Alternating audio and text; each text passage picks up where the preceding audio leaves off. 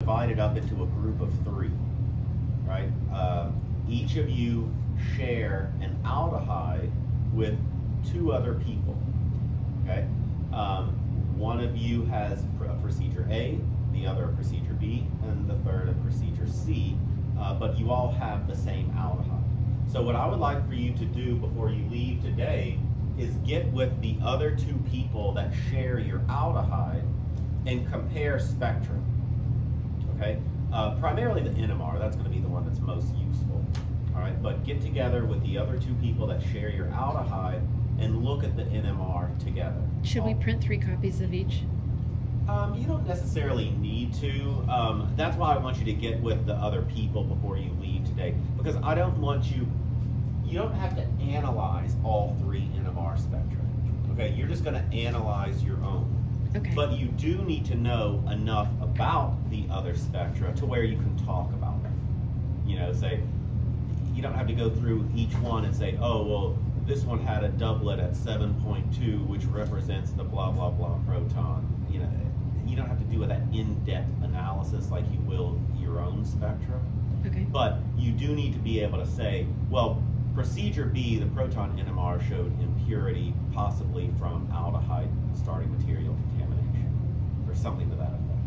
You need to know enough about them to where you can talk about them, but you don't need to do a deep dive and analyze each NMR spectrum. Does that make sense? Does anybody have questions about that?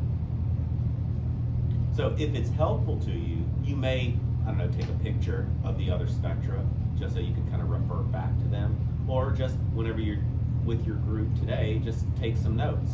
You know, procedure B, it showed aldehyde contamination from the benzaldehyde starting material.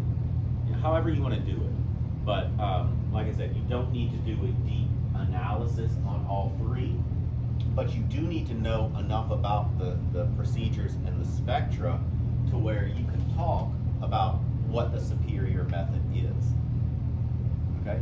So when we talk about a superior method, there are multiple factors that can come into play here. And we're going to do this exercise again in a later experiment, experiment 11. But for now, really the only thing that you're probably going to want to consider here is yield. Obviously, a reaction that's giving you a higher yield is better than one that's going to give you a low yield. All right? But then also purity. So the NMR will give you a good indication of how pure your product is. You know, do you see multiple things in your NMR spectrum? Or is it only the product? You know, some of you might see only starting material. So it just kind of depends on the method and also on the aldehyde. Some of these aldehydes work better under certain conditions than others. So that's why you're going to get with your group and kind of compare spectra and talk it over. Okay. Any questions on that? For the NMR, should we do the same thing we did for the last experiment where we dissolve all of it? I don't think you're probably going to need to. Remember, if you have a liquid, you're just going to put in, remember, you want to have about 2 inches of total sample volume, or the 3-finger rule. If you have a liquid, about 1/3 of that should be your sample. So if you have a liquid, just kind of put in, just pipette in about 1 finger worth, or 1/3 of the 2 inches of your sample, and then put the rest of it with the deuterochloroform. If you have a solid, you're going to do kind of the same thing that you did last time, but you're probably not going to need all of your material. I mean, y'all started with kind of a lot. So if you had anywhere close to a decent yield, you're not going to want to dissolve all of the solid, because that's going to be way too much.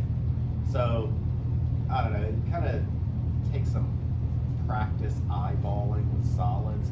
But if you have a question about how much solid to use for your NMR sample, just ask me and I can give you a little help on that. But Basically, you're going to put some amount of the solid material in a small beaker, add about a half a pipette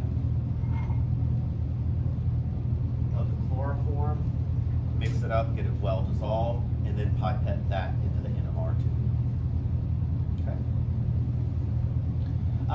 Okay, so obviously there is going to be a slight bottleneck through this because we have 12 people that all have to get onto the NMR and only one NMR instrument. So to try to make things flow as efficiently as possible, what I would ask is before you sign up, well, first off, don't put your name on the sign up list until your sample is ready. Okay. The second thing I would ask is before you sign up for the NMR, I would also like for you to think about what your spectrum is going to look like. Because you're going to have to choose an integral, right? You're going to see a spectrum with a series of peaks, and you're going to have to, based on your structure, think about which of those peaks you know that you're going to set the integral of, okay? Because remember, whenever you tell the computer to assign integrals, or whenever you cut the integrals, it just puts random numbers on those, right? So you're going to have to be able to say, okay, well, I've got this singlet at 3.8 that probably represents this set of protons, and that's a methylene, or that's a methyl group. And so I'm going to actually set it to 2, or I'm going to set it to 3. Okay? But you're going to have to look at your structure so that you can kind of predict which one you're going to want to set. And I'd like for you to think about that and have that done before you go in there. Because otherwise, people just end up sitting at the computer saying, oh God, what is this? I don't know what I'm looking at. I don't know what this peak represents. I don't know which one to set. And it ends up taking like 15, 20 minutes for someone to finally make it through the NMR instrument. Okay? So have a look at your structure or your predicted structure. Think about which one of those protons in the spectrum you're going to set, you know, whether it's going to be a singlet, a doublet, whatever. And that way, whenever you go in and get your spectrum, you'll be able to see, okay, well, that's the one that I want to set. I know it represents 3, and then get in and get out. Okay? Any questions on that? All right. Well, then let's go ahead and get started.